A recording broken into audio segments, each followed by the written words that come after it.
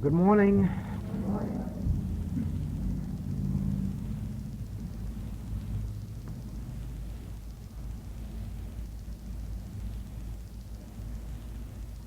The young student, the beginning student of the Infinite Way, must realize that there are specific principles which constitute the message of the Infinite Way and that are really the reason for there being an infinite way.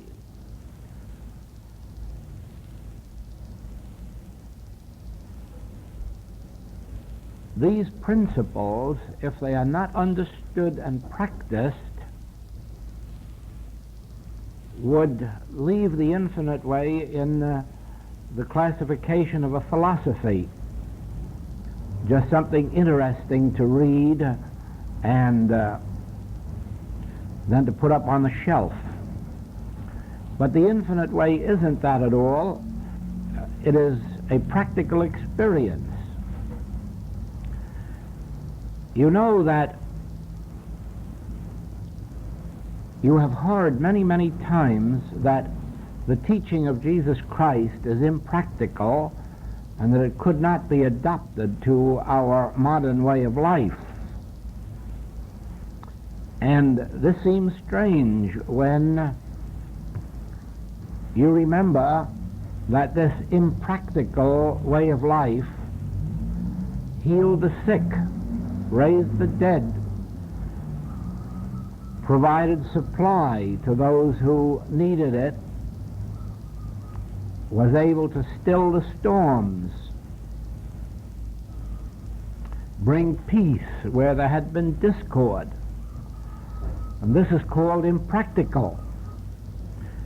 But nothing in the religious history of the world up to the time of the Master had ever been quite as practical as his teaching. It was difficult, but it was practical. And so it is that in our modern religion, that you also find that it is difficult, but also that it is practical. The fact that a religious teaching can bring healing of physical and mental ills, that it can lead to an increased sense of supply, that it can provide safety and security, the fact that it can bring an inner peace, an inner release from the major world's problems and even help in the solution of those problems makes it practical. And the infinite way is, in that regard, practical. But also it is difficult. It is difficult for the beginner because there must be an understanding of the basic principles, and then there must be a practice of them until the student develops an actual consciousness which makes it possible to let go of the strenuous work. But then we are also faced with another problem, that our advanced students very often forget that the only reason they may be considered advanced students is that they know and practice those basic principles. There is a temptation on the part of advanced students to be so far advanced that they advance beyond the principles. And that's when troubles come, because in the practice and the living of the infinite way, I have found that it is impossible to advance out of the stage of the beginner. It is impossible to advance beyond the understanding and practice of the original basic principles. And those who feel that they can outgrow those, or that they have advanced beyond them, merely succeed in advancing themselves out of the infinite way and its practice. Now, the reason is simple.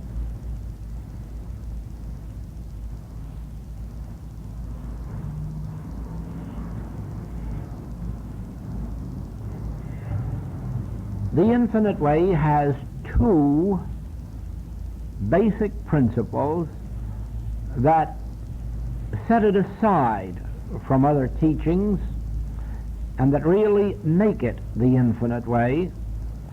And these two principles are these. First of all, there must be an actual consciousness of the presence of God attained.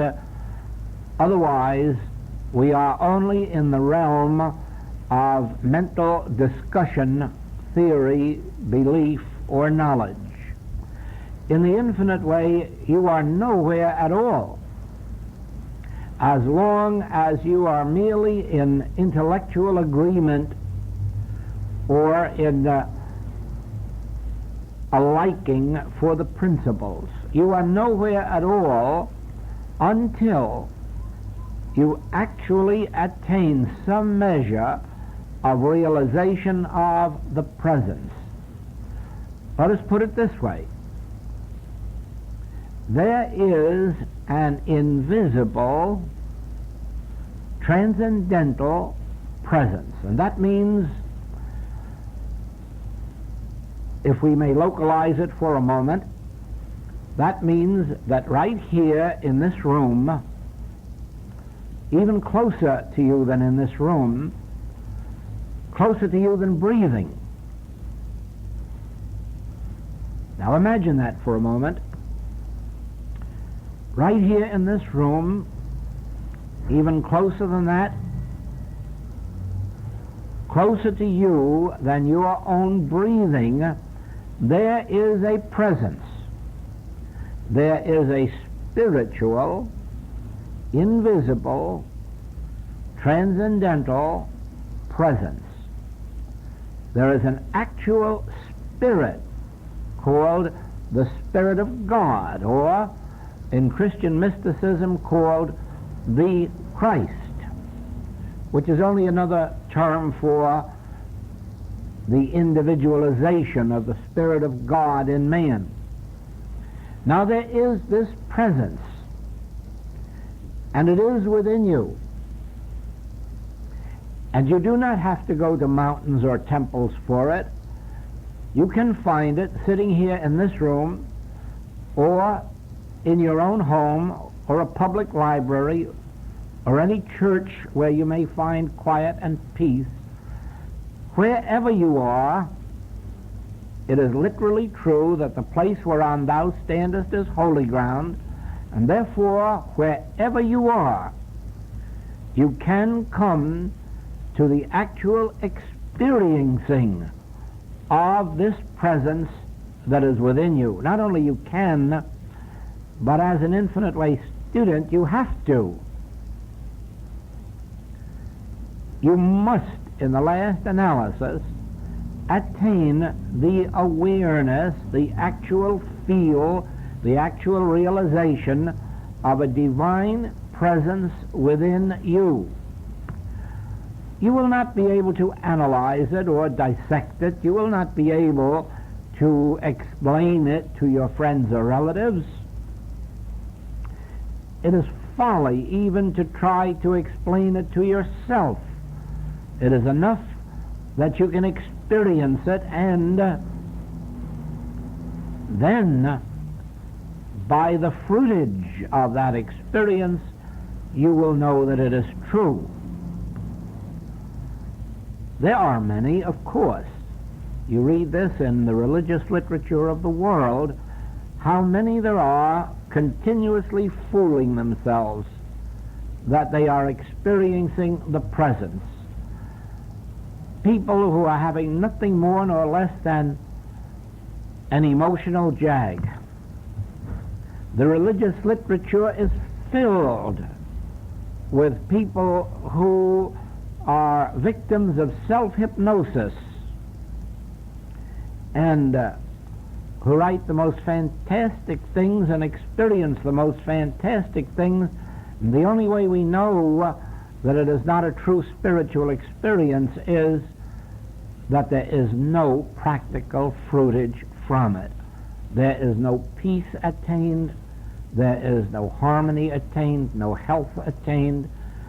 None of those experiences that have come to the world through the revelation of Jesus Christ come to those who live on cloud nine and do not keep their feet on the ground.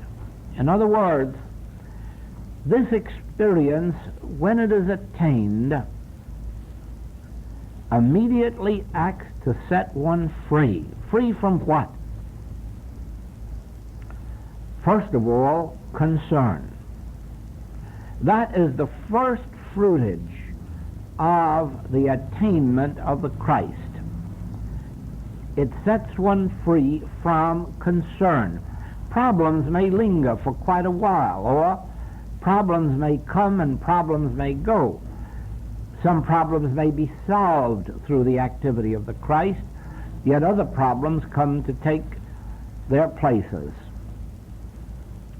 But this is the normal and this is the natural experience of life until through the continued realization of spiritual identity and spiritual life and spiritual law, one may come to the place described by the Master, I have overcome the world. But let us not believe that he uttered those words in the first month of his ministry, because we find actually that even after he was actively engaged in the spiritual ministry, after he was actually functioning as a rabbi, even after he was performing some of the miracles described in Scripture, he still had to face the 3 temptations in the wilderness. And they were serious temptations, as serious as any that we will ever experience. Now, this means then that just like all existence is really evolution, all of life is an evolution. Study the history of the world, study the history of mankind, study the history of government, and you will find that we have been evolving from the state of consciousness of the caveman age. We have been evolving from the an eye for an eye and a tooth for a tooth age. We have been evolving from the horrors of 19th century and early 20th century capitalism to the broader outlook of the later 20th century. You will see how religion has evolved from the hell and damnation days to the religion of today. And so you will find that whether you search history, the history of mankind, or the history of government, or the history of society, you will find that this has been an evolving consciousness all down through the centuries, and it is still evolving. And so it is that when the Christ, when the Spirit of God is first consciously realized in an individual, its function begins to operate, but it continues on the same evolutionary basis. In other words, it may start, first of all, merely to detach one from their fears, from their doubts, from concern about the problems, so that the problems of life may be solved quietly and peacefully and gradually, and without worry and fear and being driven to the extremes of nerves. But gradually, this activity of the Christ begins really to act as a leaven in our entire human experience. And we find that our human relationships with others begin to be more harmonious, more natural, more joyous. We find that our efforts, whether we're in business or art or profession, become less arduous, less tiresome, and they actually become joyous, even as they become more fruitful. So we find also that conditions of health begin to change, but in such a way, really, that we do not know that it is happening. The only way we really know that it has happened is one day something may cause us to look back, and we discover that for the last 3 or 4 or 5 years we haven't taken a medicine or been in the need of one, or we may discover that some physical imperfection of which we had been aware is no longer present. It is a gradual process, an evolutionary process, but it leads always to higher and higher states of spiritual awareness, divine consciousness, peace and harmony on earth. Now, the attainment of this experience of the Christ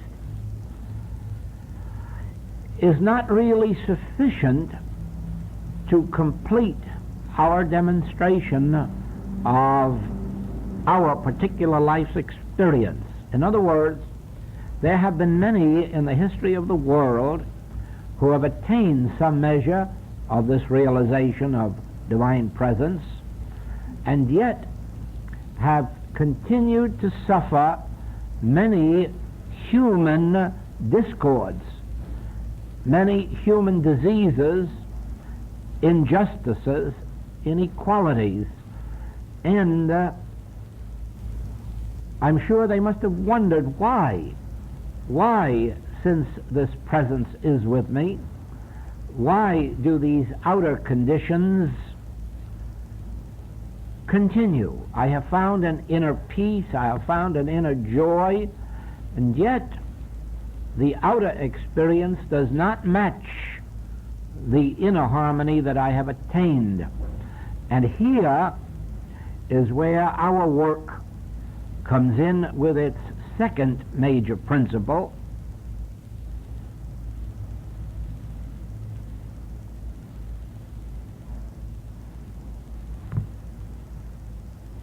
First of all, the discovery that had its beginning with the early introduction of metaphysics, that the discords of this world are not as real as they appear to be. They do not have the substance or law that they appear to have, and the final discovery that we are dealing not with personal sin or personal disease or personal discord, but that we are dealing with a universal source of individual discords. In other words, that it is not the wrong thinking of an individual, nor the sins of an individual, nor the mistakes of an individual that causes most of his problems, but rather this universal something that has been termed by many names: mortal mind, Paul called it carnal mind. Others have called it hypnotism, mesmerism. But by whatever name you call it, the realization must come that error, evil, sin, disease, death, lack, limitation, or old age, all of these are but products of a universal carnal mind or mortal mind, but which actually is summed up in the belief in two powers. This belief in two powers, the power of good and the power of evil, really is the source. It is actually the substance of what is called the mortal mind or carnal mind. There is no such thing really as a mortal mind or a carnal mind. There is no such entity any more than there is an entity called darkness. But there is a universal belief in two powers.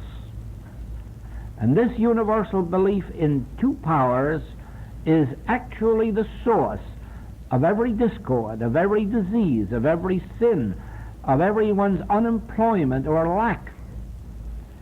Never believe for a moment that you can find the solution to these problems in the outer world. They will change forms,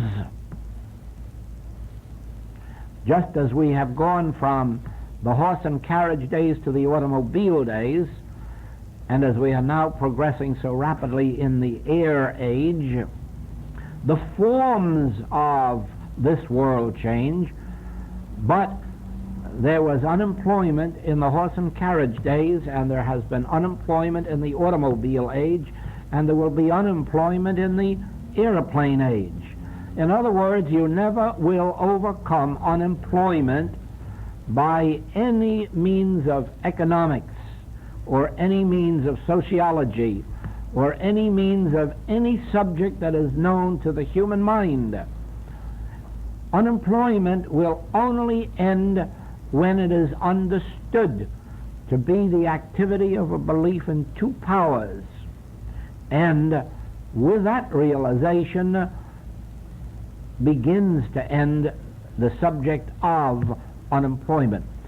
Strikes, capital and labor problems, all of these are being solved to some extent by changing economic systems.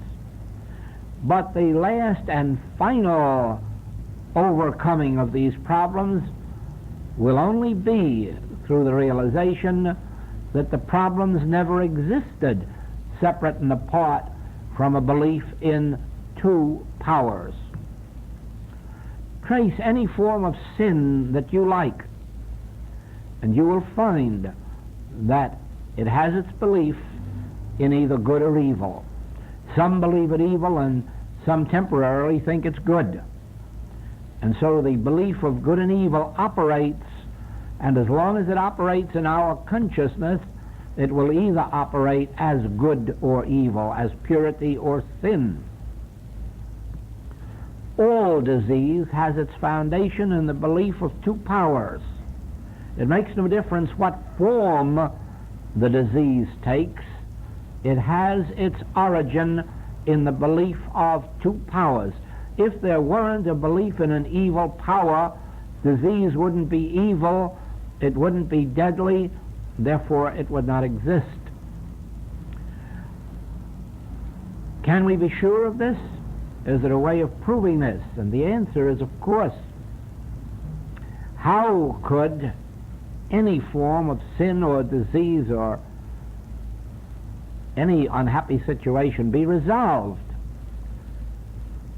metaphysically or spiritually?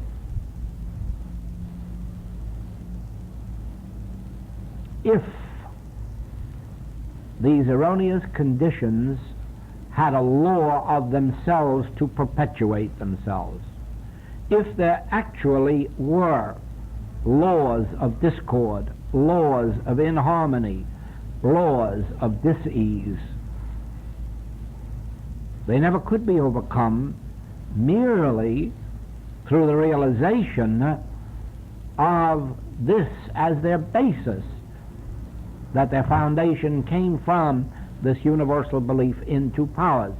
Now, you find in the actual practice of the infinite way that whatever measure of success that we may have in bringing harmony into the lives of our students is brought only by treating the discord not separately as if rheumatism were different than consumption, or a headache were different than a muscle ache, and certainly not by treating unemployment as different from disease, or false appetite as different from disease, but by treating any and all of these as impersonal product of the universal belief in two powers, the mesmeric belief in two powers. And so every single claim of human discord, whatever category it may be in, is treated always from this one basis. Now, when we, as students, and you will see now how we are all students regardless of whether we may be functioning as a practitioner or a teacher or a lecturer, don't be fooled by the outer activity of our work. Inwardly, we are all students, merely functioning at different levels, and if we ever accept the belief that we have advanced beyond the state of a student, we have just advanced too far for our own good, because, and I'd say this to you with all of these years of practice, that if I fail on any single day of the week to reestablish myself in the consciousness of this presence, and then go further to the realization that whatever I meet this day, whether problems of my own, my family's, my friends, my patients, my students, that all of these are appearing to me only as mesmeric suggestions based on the universal belief in two powers, and here and now I recognize them as such, and recognize that they are the arm of flesh, and dismiss them. And if I ever would fail, and I haven't yet, but I know that if I ever would fail in this recognition, I would not be prepared when the telephone bell rang. I would not be prepared when my mail comes in.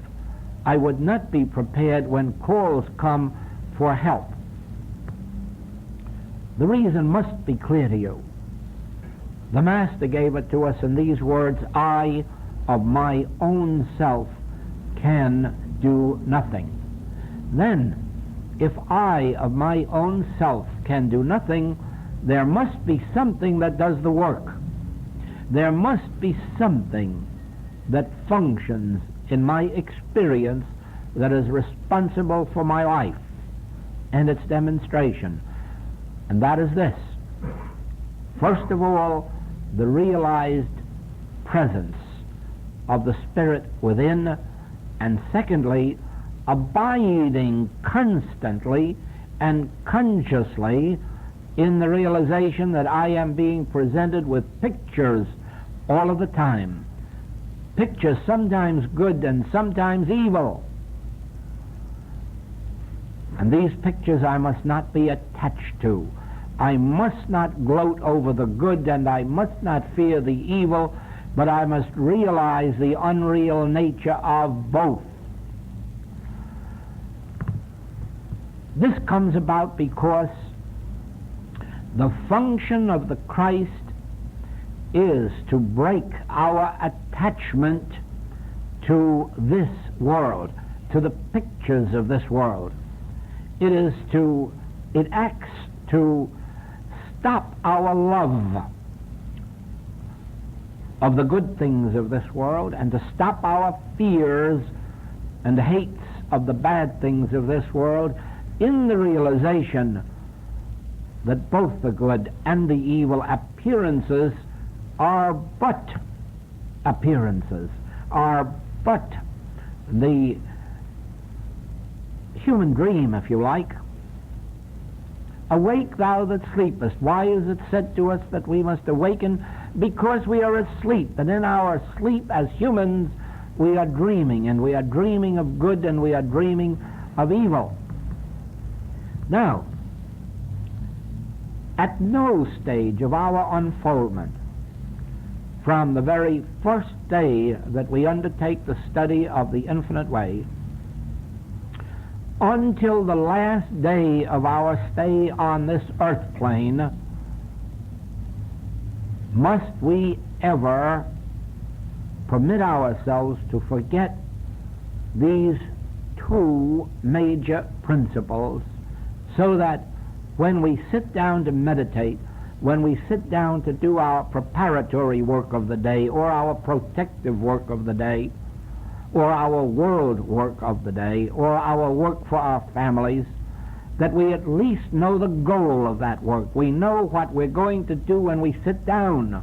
We're going to sit down and consciously remember that closer to me than breathing is the Spirit of God.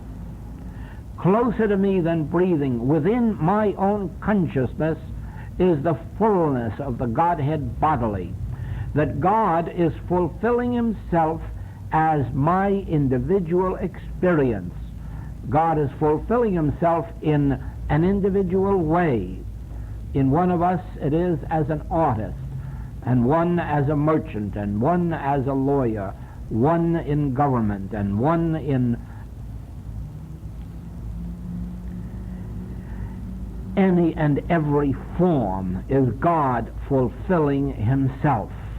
God fulfilling himself at our particular level of consciousness, at our particular state of receptivity.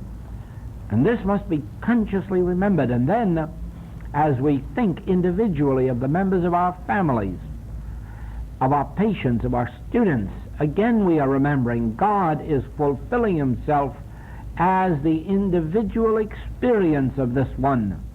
Therefore, this one is at the point of fulfillment, at the point of transparency, in which, through which, as which, God is appearing on earth. Then we deal with the laws, the appearances of everyday human living. National conflicts, international conflicts, family conflicts, individual conflicts, and realize that we are beholding only the activity of a universal belief in two powers.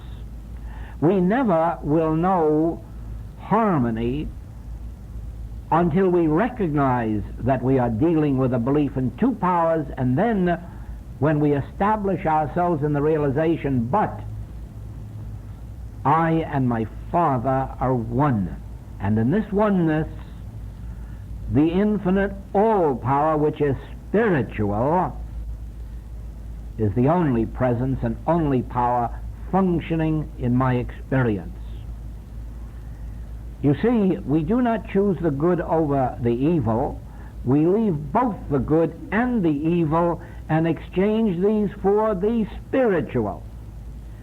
We don't have to give a quality to the spiritual and call it good, and we know it can't be evil, but we abide in this. Not that we are concerned with a good material law or mental law, and not that we prefer the good to the bad, but that we renounce both for the spiritual. And realize consciously then that since God constitutes the law of my being, I am governed by spiritual being, spiritual law, spiritual life, spiritual truth. If we engage in this daily practice, and we must, we will soon find that we have received in our inner being the secret of the universe, the secret of life, the secret of harmony, the secret of the Holy Grail. You will find that you have the secret of life once you know that the consciousness of the presence of God is the only reality unto you, and that there is no two-law universe. There is only the spiritual law universe of God. When you have that, you will watch the discords and inharmonies melt. Certainly, gradually, certainly, completely. Now, when we have encompassed these two major principles of the infinite way, we have occasion to deal specifically with the problems of the world as they come to us. And here we have another principle. It's really a shame to divide these into major principles and minor principles, because I believe they are equally important. But still, I cannot put this in the same classification as the first two. In this world, we have centered our attention on the things of this world in the way of attaining or achieving, to the point that even when we have come to prayer, that we have prayed for specific things. Now, of course, the world hasn't advanced much in thousands of years through that manner of praying, and hasn't overcome the discords of the world with that manner of praying.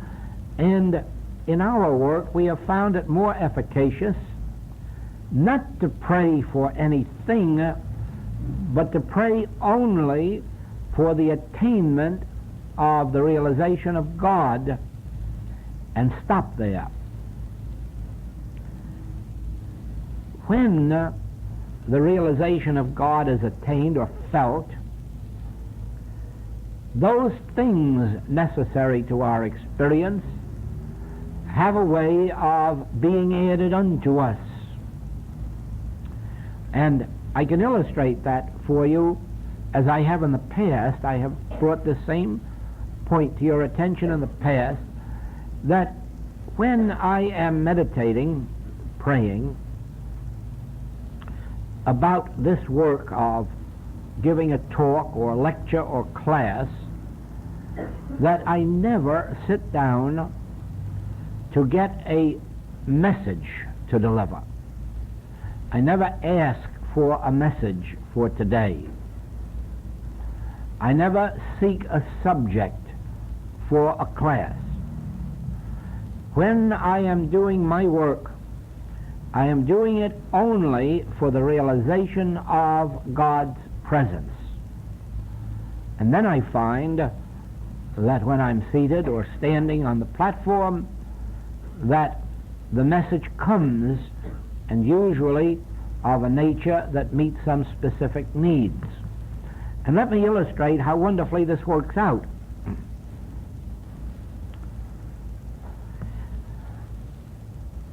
Would it make any difference at all what message I gave you this morning if the presence of God weren't here? Would any message be of any importance to you? Could it do anything for you? Could it function for you if the presence of God weren't here along with the message? And on the other hand, would it make any difference at all if there were no message, or what form the message would take if the presence of God were here?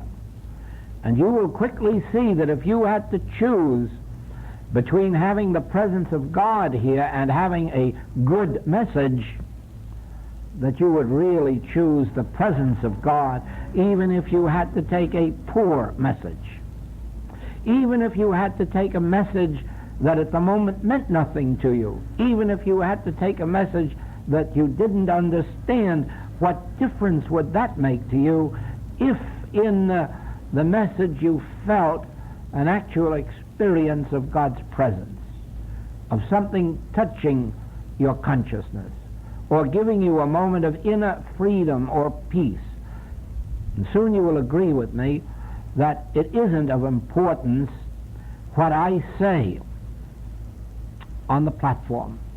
It is not of importance what form the message takes, but it is important that the presence of God be realized before I go on the platform, and that realization continue during my stay on the platform, and then the message will do its work regardless of its name or nature or form.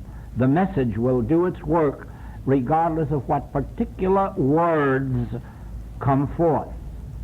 So you are going to find that whether you have an article of merchandise to sell, or a service, or whether you have some work of physical nature or mental nature to perform, you are going to discover that it will only be perfectly accomplished if you have attained the conscious awareness of the presence of God. You will find that the attainment of the awareness, the attainment of the realization of the presence, actually goes before you to establish the relationships with those whom you need to contact, whether buying or selling or in any form of relationship. But if you depend on your human personality or your human sales ability or your human talents, somewhere, sometime, you will fail. If, however, you give less concern to what you shall say and more concern to the attaining of the realization of the presence, you will find that the right words for the right occasion will be in your mouth. Now, in the same way, never be tempted to believe that you know what to pray for. Never be tempted to believe that you know what is for your good, because regardless of what you may believe at the moment, you only believe it is for your good from the limited state of your present awareness. If you had the gift of God to see your life in its wholeness and completeness, you would then discover that what you at this moment think is for your ultimate good may not be so. Many have believed that a college education was a must, an absolute necessity, and others have proven they could do equally well without it. You have no way of knowing which of these experiences is yours unless you are guided by a wisdom higher than your own. Many have thought that their field of activity was in one direction and would have found out entirely differently had they had divine wisdom to guide them instead of their limited, finite human wisdom. So it is then, when you enter prayer, do not believe that you know what to pray for, and be especially sure that you know that you do not know how to pray. Sad is the lot of the person who believes they know how to pray, because every prayer is unique. Every prayer and meditation is different than all other prayers and meditation. And heaven help the person who goes into prayer and meditation with a memory of how they prayed or meditated yesterday. Will they blot out for themselves the possibility of receiving fresh manna today? The safest for an Infinite Way student is, I know not how to pray, I know not how to go out or come in, I know not what to pray for, and open yourselves in receptivity to that still small voice which is within you, closer to you than breathing, and let it pray through you. Let it utter its voice. Let it have its way. Let it inform you. And if you're praying for someone else, let it inform your patient or your student. Do not try to be omniscience yourself in your praying, because you can only be omniscience when you are completely absent from the personal self of self, the personal sense of self. When you are absent from any knowledge, when you have attained really that place of unknowing in which you definitely know that you do not know and do not want to know, but are open to receive spiritual wisdom, spiritual guidance, spiritual strength. And when you are praying for someone else or meditating, do not try to transfer thoughts to them. Do not try to know what's right for them or best for them. Sit in a state of complete receptivity and let the Father function as your consciousness. You may not receive any message for your patient or student, but you don't need any. They will receive it. And they will receive it not from you, but from the source of you. Your consciousness will only be the instrument of contact. You yourself may never know what. And actually, in life's practice, I may say to you that it is never given to me to know what message is given to my students or patients. And I never concern myself with it. And many times when they ask, did you receive anything for me? No, I have received nothing for you. I have merely meditated, and whatever is to be known or experienced must come to you from the Father. I do not enter the picture of your life except as a transparency. Nothing more, nothing less. Whatever it is that you feel as the result of Infinite Way work, or in these meetings, or in my work for you, whatever you feel, you are feeling from the source itself, for nothing is being directed to you. And I am not concerning myself with your problem, but the solution to your problem. And the only solution that I know of is the actual realization of God's presence and the understanding that this problem, whatever its name or nature, is a state of universal hypnotism without a person, without a law, without a power.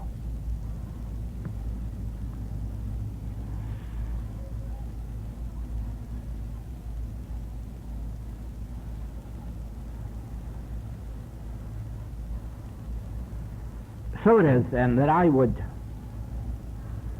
truly say to every Infinite Way student, never lose these basic points and never advance beyond them, because it isn't really possible. Whatever measure of harmony is to come into our experience through the message of the Infinite Way must come through the understanding and practice of these major principles. As you go further into the mystical side of the message of the Infinite Way, you come into an ultimate awareness the actual experience of your true identity. But this never does away with the necessity for these basic points.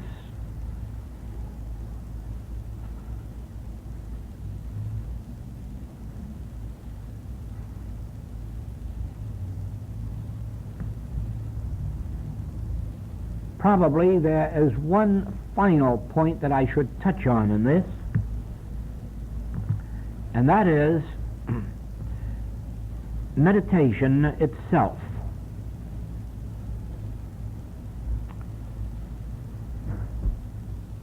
Those who experience difficulty in meditation are actually neglecting these 3 points that I have covered this morning. Or they may be neglecting one of them. Or they may be attempting to meditate without first having some minutes of contemplative meditation to prepare consciousness for the final moments of listening. For instance, all that has taken place here this morning has been a contemplative meditation. In this meditation, we have contemplated the presence of God. We have contemplated the unreal nature of the appearances. We have contemplated the truth that we are not seeking anything in this world or any condition or any person, that we are seeking only the realization of divine presence and power, the Spirit itself. Now, with this contemplative meditation, and having lasted nearly an hour, we could now settle down, and if you like, we will for a few moments when I have finished speaking, and you will find how much easier it is to actually attain the experience of meditation, an inner stillness, an inner peace, an inner calm. But we have been preparing for it for these 50-odd minutes by this contemplative form of meditation, which really prepares our own consciousness to be still, because we have handled about every problem that could be disturbing. And as we settle down into this meditation, we will not be faced with problems, but with the remembrance of what we have been declaring. And then we will be able to take the attitude, "Speak, Lord, thy servant heareth. I am prepared to be still and hear thy voice. I'm inwardly prepared in quietness, in confidence, to receive thy grace."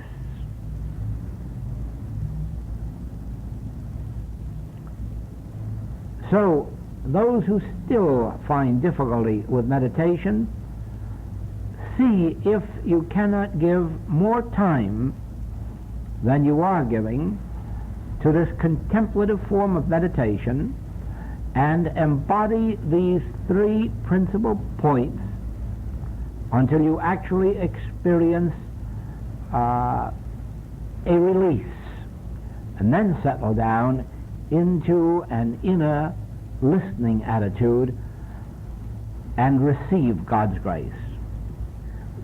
Now, God's grace is not something you need to earn or deserve.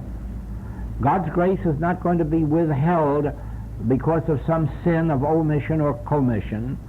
God's grace is not going to be withheld for any reason, for there is no withholding God.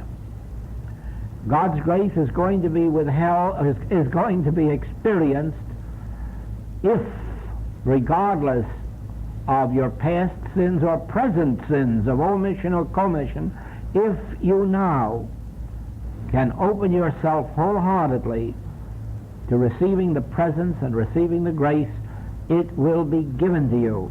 It was given to the woman taken in adultery when she asked for it. It was given to the thief on the cross when he asked for it. not after some years of torture and penalty and punishment, for there is no such thing in the kingdom of God. And even if there exists in us the potentiality of sin and disease, remember that these too will be taken from us by this grace of God that we receive. Thank you.